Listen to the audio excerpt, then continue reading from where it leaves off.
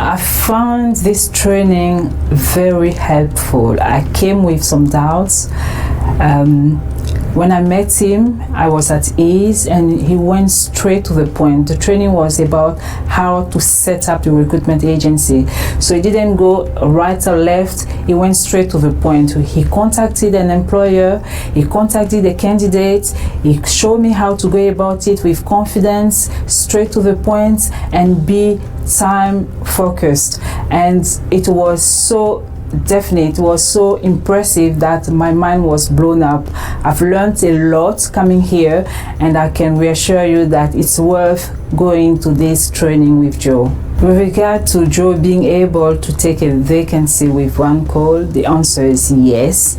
He contacted the candidate and automatically he had the candidate okay to look into the CV, to review his CV and to put it forward. But also when he contacted the employer, there was no agencies mentioned, but the employer was keen on giving him a chance. The employer asked him to take his details. She gave him her email address for Joe to send him the candidate's CV, which was really impressive because no agency was mentioned, but he was able to, with the tone of his voice, to turn it around, and then everything was sealed.